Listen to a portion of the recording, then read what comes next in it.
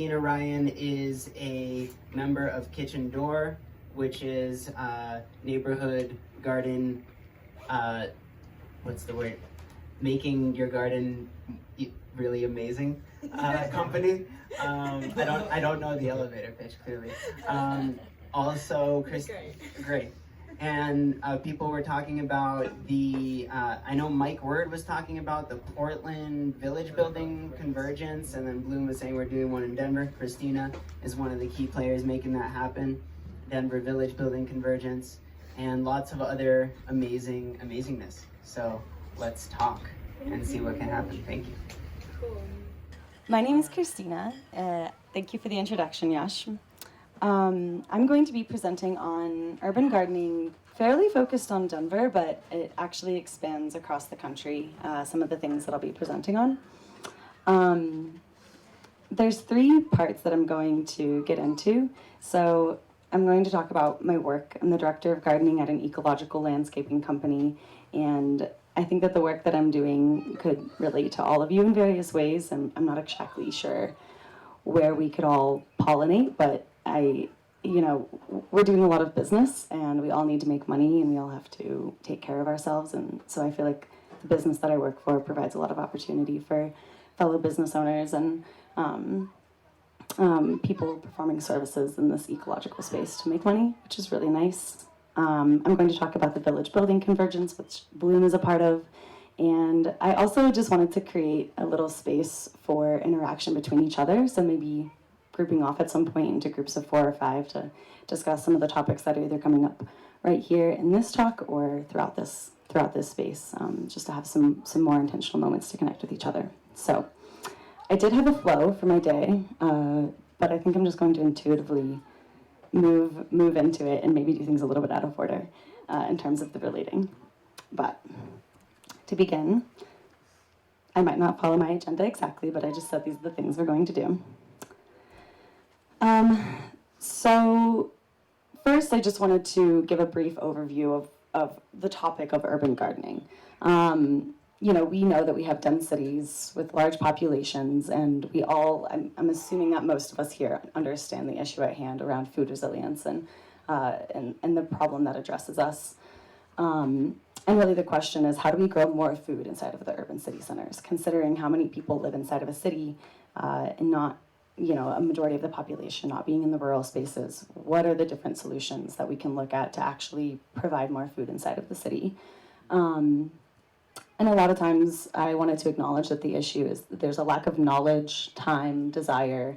I think that everybody inside of a city is coming from completely different backgrounds, and I want to acknowledge that, and also the privilege that one has sometimes to be able to spend so much time growing food in their backyard, and it can be hard, and so hopefully there's all of us that can work together to provide different moments and opportunities for everybody to dive into this work. And it's my personal mission to make this revolutionary act accessible to everyone. So a little bit about me and why I'm standing up here and who I am. A little bit of context, just brief background for myself. I grew up in Des Moines, Iowa. I did not go to college. I was about to go to college, and I decided to drop out and travel the world and live in various eco-villages and learn about farming and permaculture, and I found myself doing a lot of really amazing things all around the world for a few years. I have a background in marketing, and that was where my intersection with gardening started to really coalesce. I lived on farms and would find myself in the space of doing videography and marketing work and living on farms. Until I came to Boulder, and I decided that I did not want to do marketing anymore. I did not care how much money it made me. I just did not like it, or who I was marketing. I hated it completely.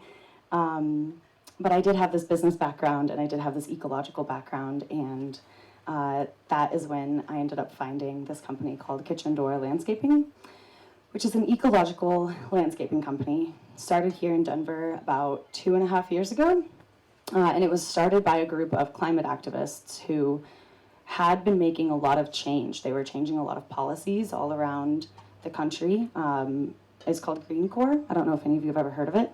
And yeah, they're doing incredible work in so many different ways, but they realized that what they were doing was so exploitative to the workers. Like, they're paying people so little, overworking them. So it's kind of like, how are we creating this new world from the same paradigms that everything was created from? Like, this is not going to work. We need to actually create a bit like a profitable business model.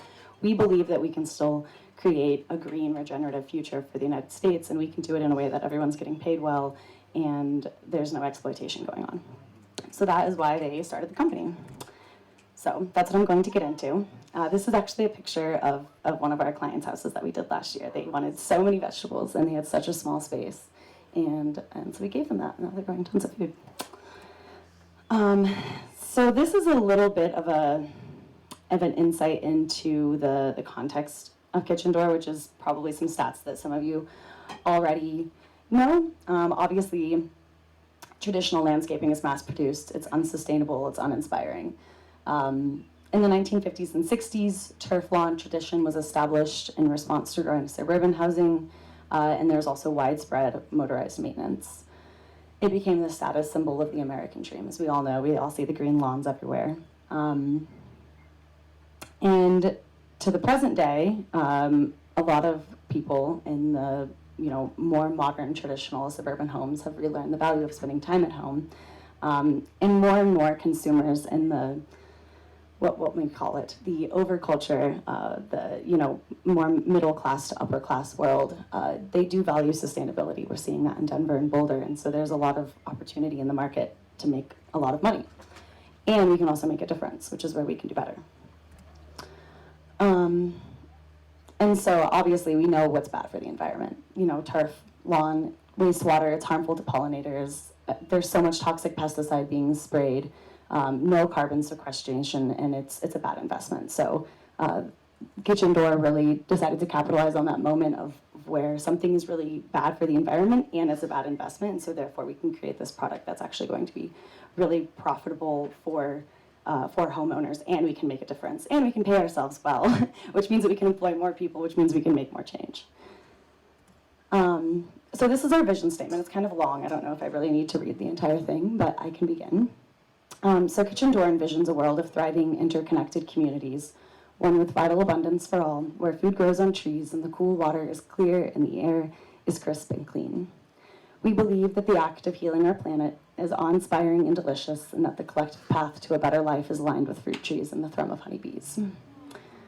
We believe in sharing a safe and sustainable future for our children and generations to come begins now, through connection to nature, each other, and the food we grew.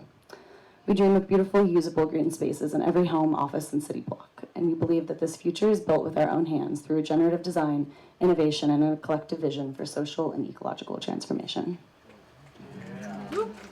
Thanks.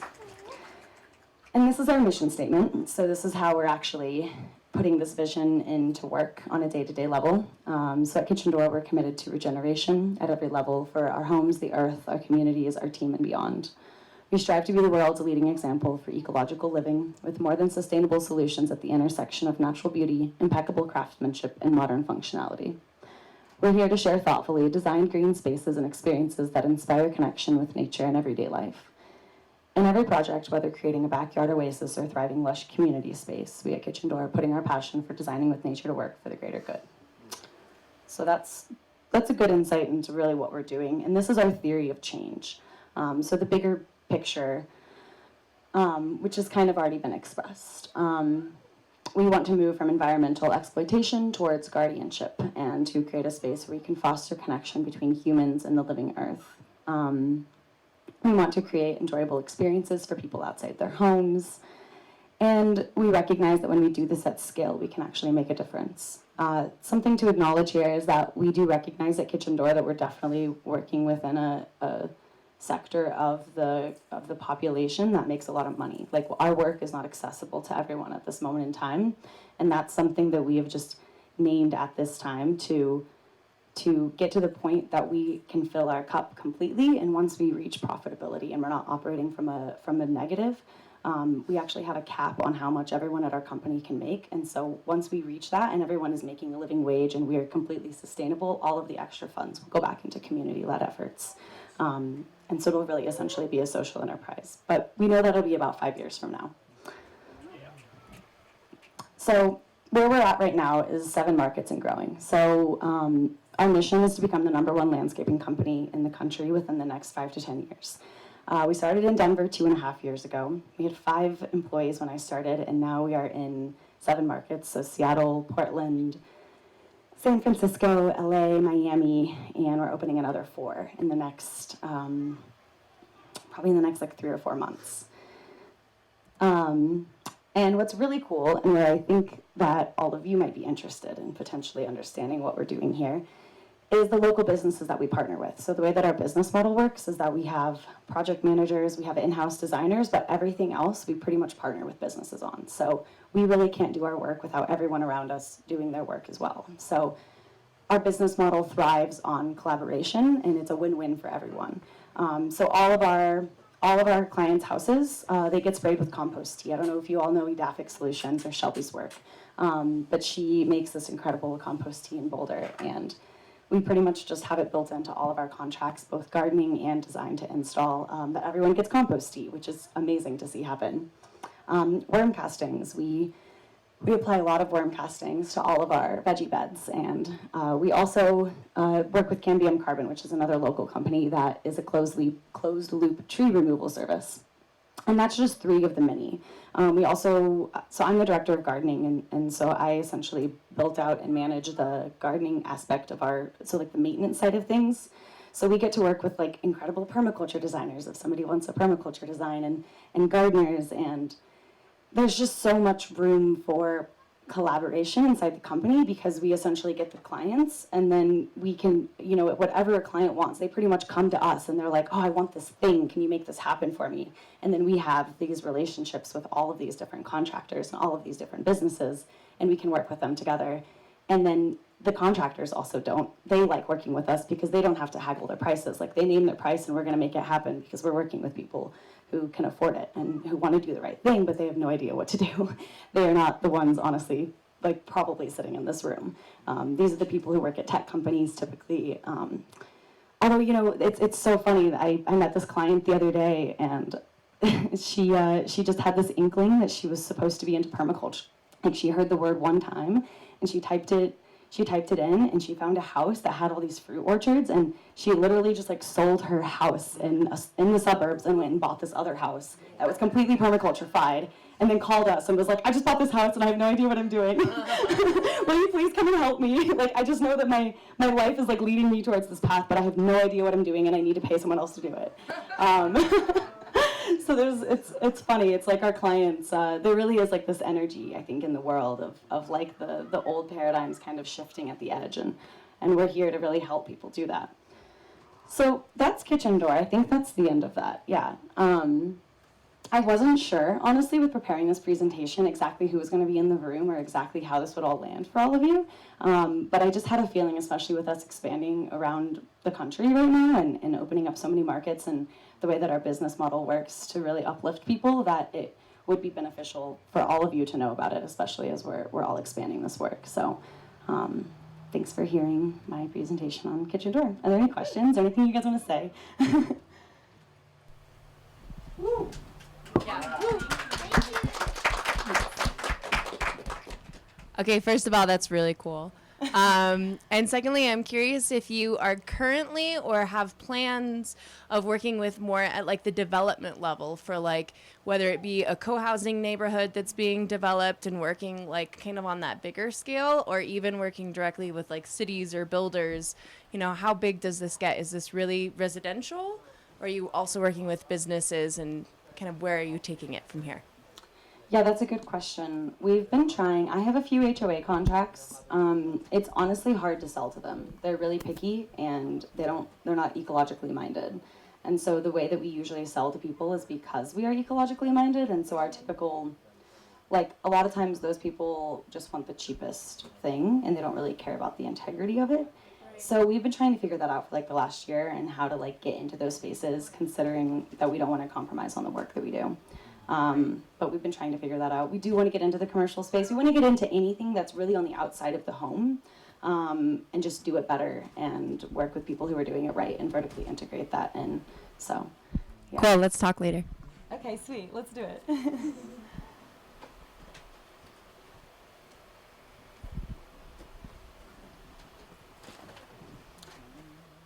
I guess the other thing I'll say is that if anything landed for you with hearing this, or you have any other ideas or any ways that y'all feel potentially interested in collaborating or want to be in touch, I'd love to know about it. I've already had some really good conversations with Alec about hearing about the app, and yeah, it's really cool because we're all like pretty young. Like I would say all of leadership is we're all under 29.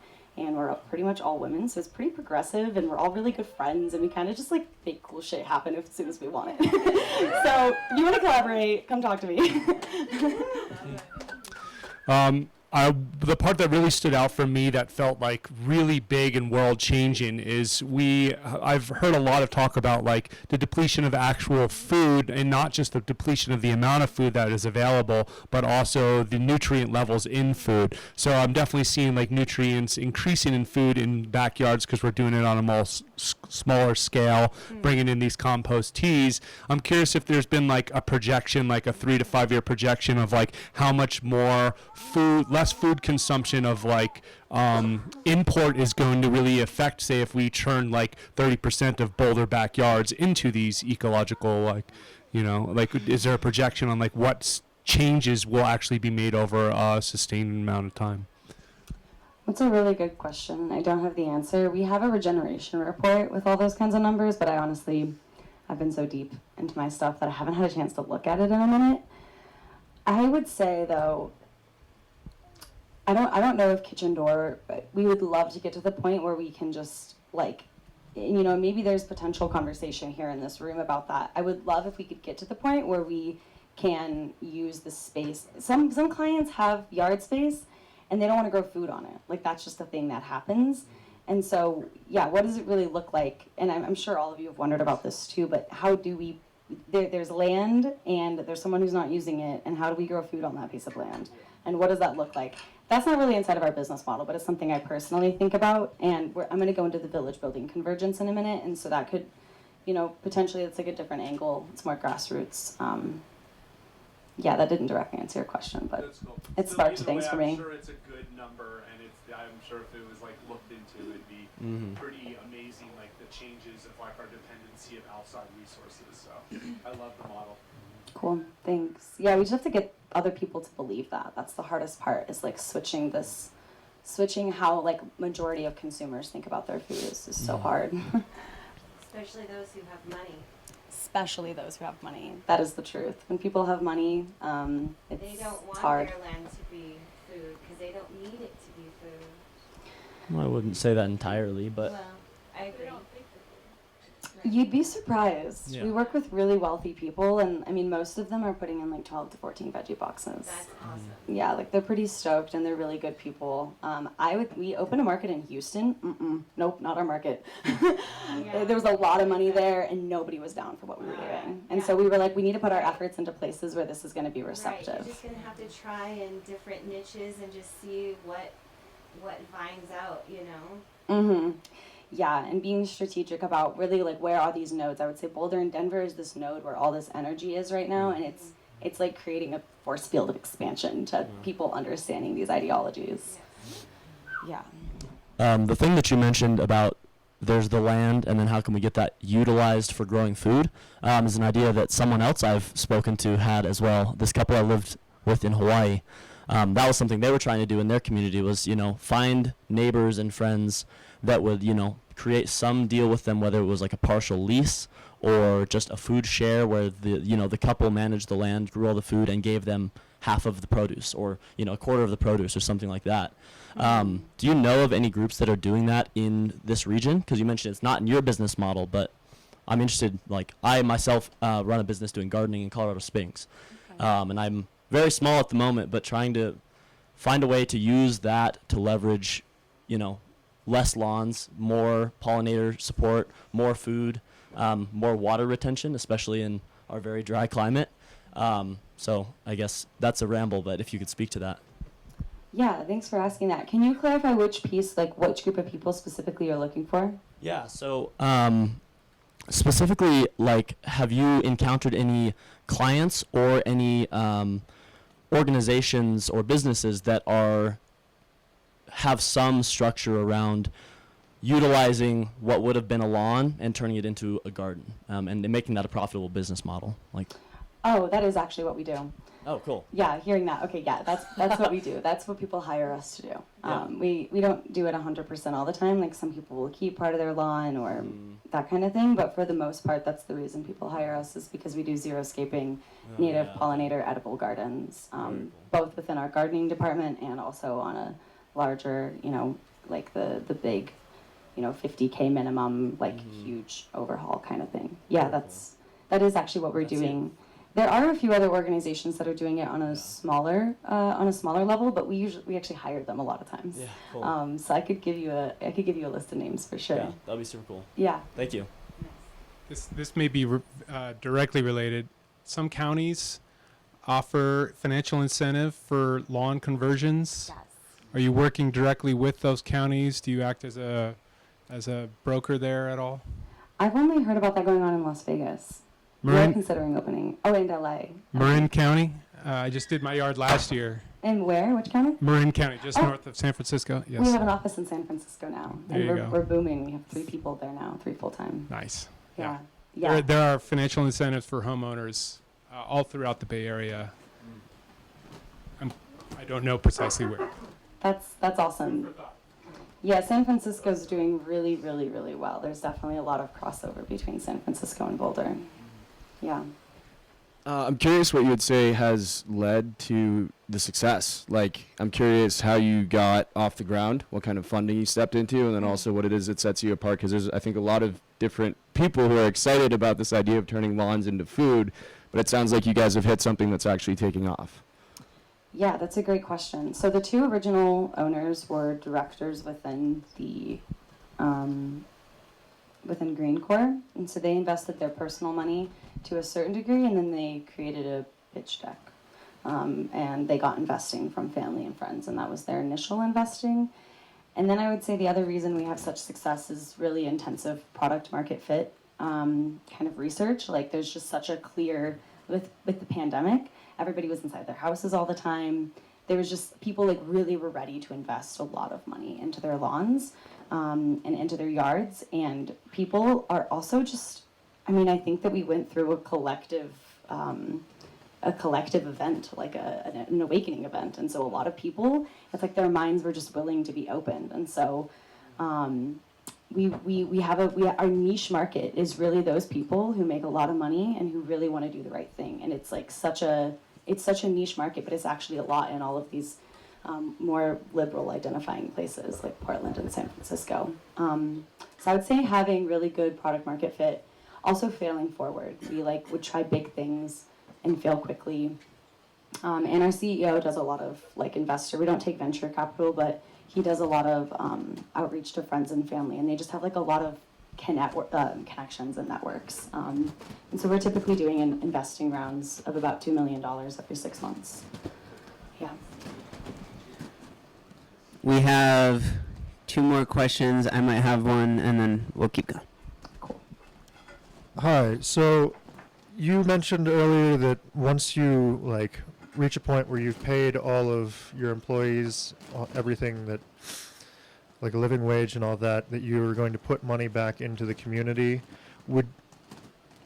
Are you planning on using that money to make your services available to lower income households and such? Because I think that they deserve to have assistance with gardening and that as well. Yeah, I really agree with you. We're still operating from a negative at this point, so we aren't having those discussions quite yet about what exactly we would put our money towards. But that would be the first thing that I would advocate for as well. Yeah, personally, that's where I put my vote in leadership. It definitely really sucks as someone who cares a lot about accessibility and doesn't really love capitalism. It's hard to only be catering to such a wealthy group of people. But I also understand it's kind of what we have to do to make sure that we can live right now. But yeah, I would love to offer our services to more people. In my department, as the director of gardening, it has been really nice that we get to work with people who aren't able to necessarily afford our really huge designs, but they can still work with us on an hourly basis. We're still pretty expensive because we pay our gardeners really well, but that's definitely been an opening to working with a larger demographic of people. I would say people who also want to be a little bit more hands-on, so sometimes they'll hire us to just come out like once a month and teach them how to take care of their gardens, or they kind of get to pick and choose and phase it out, so it's definitely more accessible of a department. Thank you for that clarification. Somebody else. Hi, Kristina. Thanks for being here. This is fascinating to me. I am really curious about your experience in, did you say it was Houston? I'm curious about, so you kind of bravely went into this place where the culture was not accommodating to what you were trying to do.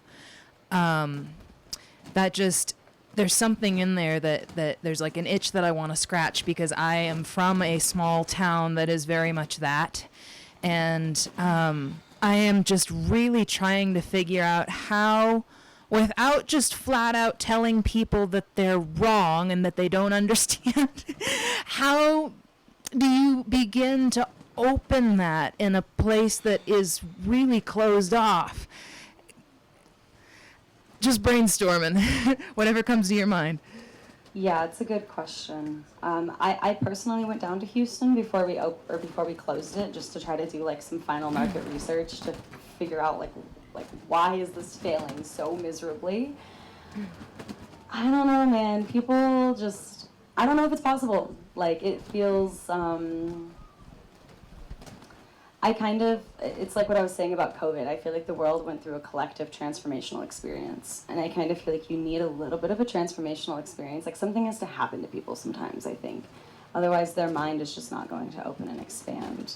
And so I think the amount of labor that like you individually would have to do to sit with that person and hold them as their Overton window opens, like, I don't know if it's, in my opinion, I don't know if it'd be worth your time. I feel like there's other places in the world that are gonna open that gap. I'm like picturing like a parachute like being ripped open, and then it will like eventually expand to them. But I feel like we have to go to the nodes where the energy already is, in my opinion. Yeah, it can feel out of integrity though sometimes. I feel that. We're getting more and more questions. Does anyone know what time it is? Or do you want to? 5:30. 5:30. Thanks for being interested. Yeah. This is landing. One. Okay. I was thinking to myself that these people are in a privileged position. They have a lot of money. They're successful. They're generous. They're offering this. It seems like an easy opportunity for you to upsell them, upgrading someone else's lawn for them. Donating maybe 20% of whatever they're investing in their own property to help somebody that's less fortunate. I was waiting for someone to say that. That's a really cool idea. I think the execution would be hard because, yeah, it would be really sweet. People are stingy as fuck. Like, it's just, it doesn't matter how much, it's wild to me sometimes. I'm like, you live in a $4 million home and you're like debating me on this $300 thing right now? Like, I don't understand. It would be interesting though what our marketing team could do to make that better. Because that's a really cool idea. You could sign up on your website for, a raffle or something, or they win. To get a plaque, and you can use They reviews. can be supported by people that are already purchasing your services. Are we? Yeah. Super quick. Just a quick thought. What about like a garden in a box concept? That you sell this box that, you design, but people could buy it and, it's not actually catering to, the high end. It's a cool idea. There's definitely like a whole kind of slew of ideas we eventually want to get it into, products beyond. We only have these two product offerings. Like, we only have our design to build and the gardening department, which really only got launched a month ago. But that kind of stuff would definitely be really cool, just as we get more stable. But we're definitely trying to hit the like bigger money makers for the time being. So I just want to end the questions and comments on this particular topic just by saying I think this is awesome what you're doing. I think it's a really good fit for the conversation happening here.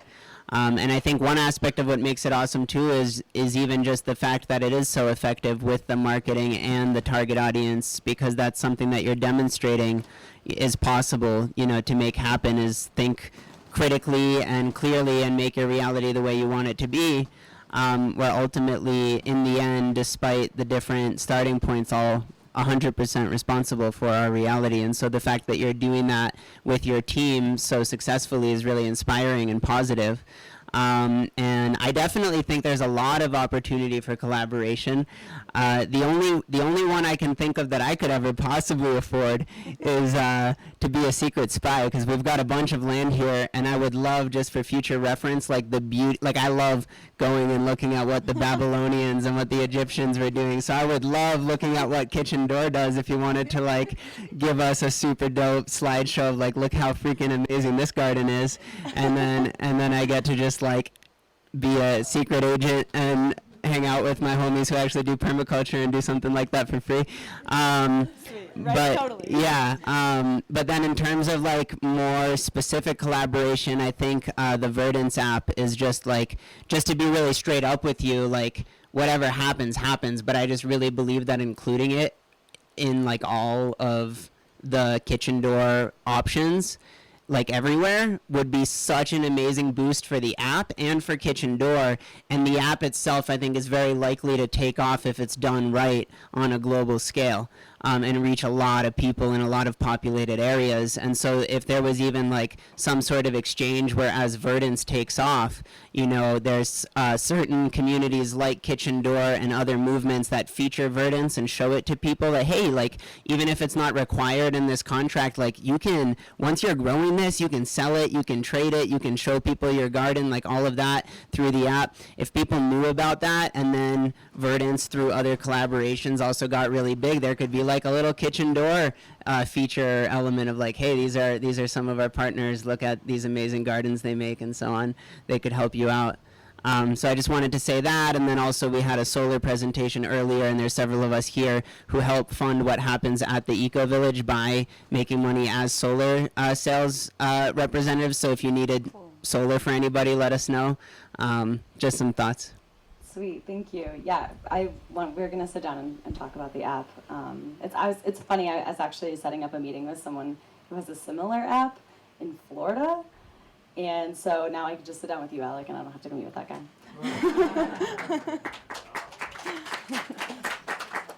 Okay, away from all of the wealthy people and back into grassroots community organizing. The Village Building Convergence, which some of you, it sounds like, have already gotten a little bit of a rundown from Bloom and Mike on. We are doing it this year in September or October, potentially. We're not exactly sure on the dates yet. We still have to confirm that within the next couple days. But it's happening, and we would love for you to be a part of it. So our vision is to make Denver a more resilient, thriving, healthy, connected ecology and city, and mission is to connect people to each other and place, creating the environment or context for them to thrive. So we envision doing this for 3 days, Friday, Saturday, and Sunday. The traditional one is a week long, and we wanted to just, start small, make sure that it's really effective this time around. And we're going to do it in the Highlands of Denver to create social, community, and ecological resilience through music, work days, and shared vision for a healthy neighborhood. The reason we're doing it in the Highlands, maybe I mentioned this. Nope, I need to go back. How do I go back?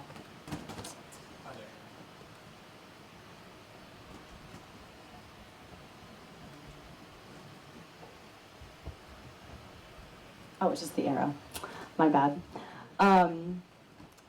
We already have we have a school there within the neighborhood who wants to have us build a greenhouse, and so that would be like our first work project. We also, there's a co-op community space that I've been in the middle of developing there, so we could have potentially kind of a home base there. And there's one other reason we chose the Highlands. It's pretty centrally located. That was not the reason. Yeah, Bloom, would you like to say a few words about the Village Building Convergence and your experience with it? Yeah. We just touched on it a little bit when Mike Word presented. So essentially it started in Portland over 10 years ago as an idea of empowering people to transform their own neighborhoods to bring in more sustainability, community, and actually one of the things that kind of spawned the whole movement was it's a sad story, but it was a kid getting hit by a car on the street in their neighborhood because the car was going too fast, and they were trying to figure out how they could make their neighborhood more safe, and so they painted a mural in the intersection, and then they started building a cob bench on the side of the mural and front yard gardens, and they put in a little free library that you may have all seen around. They actually started the idea of the little free library, just a little box that says little free library. You can put books in, take books out. And also they have a little tea station that's free and a poetry booth and all these creative things in their neighborhood. And they successfully got cars to start driving slower when they came to the intersection because they're checking out all these things. And now, about 10 years later, they've actually legally passed laws to make it possible for anyone in Portland to do any of these things without even getting a permit. So now anyone in Portland can paint murals in the street, they can do, cob benches, front yard gardens, all these different things. And also the neighborhood that started this, they also talked to all of their neighbors and eventually took down all of the fences in their backyards and connected all of their backyards with paths and gardens and turned it into essentially an eco-village within the city. So Mark Lakeman, who's one of the founders, the main founders, talks a lot about this urban grid that cities are built on, and he talks about ways that nature isn't really designed in these grids, it's designed in all these different shapes and patterns, and so he talks about ways that we can bring nature's design into the urban grid and kind of transform the cities from the inside out. So that's the idea of village building convergence. And I had a phone call with Mark. He's really excited that we're doing this in Denver and wants to support in any way he can. And we've been having a lot of meetings with the rest of the team and just getting excited about all the possibilities and the ideas. And we're going to start small, like Kristina said, with just a 3-day immersion this year, but with the idea of bringing people in to get involved for doing a bigger one next year. I would say that one of our main needs, I don't know if I say it in here. Okay, I did say that. We're still looking for more projects and people who want to lead projects. So if any of you happen to live in the Highlands or be connected to anybody in the Highlands who is into these sorts of things and wants to spearhead a project on their property or in that neighborhood, we'd love to connect and get some more action stuff going on. And so far we have planned the workday, evening time dinners, live music, both electronic and a drum circle, and we would love to do talks and presentations from local organizations, kind of like this one. So, reach out to Bloom or I if you're interested in collaborating and being involved. Are we doing a ginormous HeartFire Festival linkage with the dates or something? We said September, maybe? Yeah, I'm waiting to find out dates for some of the music retreats I'm doing, and once those kind of fall into place, then we'll know the exact dates for Village Building Convergence, and hopefully it can be right after HeartFire, so then we could link them. Potentially, what we were originally thinking is HeartFire Festival is the weekend after Unison, and then the weekend after HeartFire is Village Building Convergence. Yeah. Okay, awesome. How much time do we have, Yash? Timelessness. Okay, cool. Maybe 20 minutes? 20 minutes? No, maybe. It sounds, if the dinner's ready, it's okay. You have a third bit, right? Well, I was gonna do a little bit of relating stuff, but if we're gonna have dinner and talk to each other, then we don't really need to do it. How much time do you need? It's kind of intuitive and unplanned. What if we come back and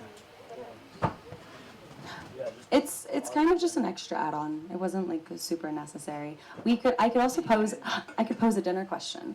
The question I was going to pose to all of you that I was going to have you break out into little groups together to talk about was how you personally relate to urban gardening and what you have taken either from this talk or from this weekend that you would like to enact after this weekend. That's a good question. And then you're going to have us all come back together and talk about it? Mm-hmm. So shall we make the winner the breakout group? Yeah, that sounds great. So That's choose a few perfect. people during... Yeah. It doesn't even have to be about urban gardening. It's like, what so far are you taking away from this that you're going to like bring down the mountain with you? Okay, so we are elongating Kristina's presentation through the end of dinner. So have some food while following the exercise question. What are you taking with you? And then we'll review at the end. Perfect. Thanks, everybody.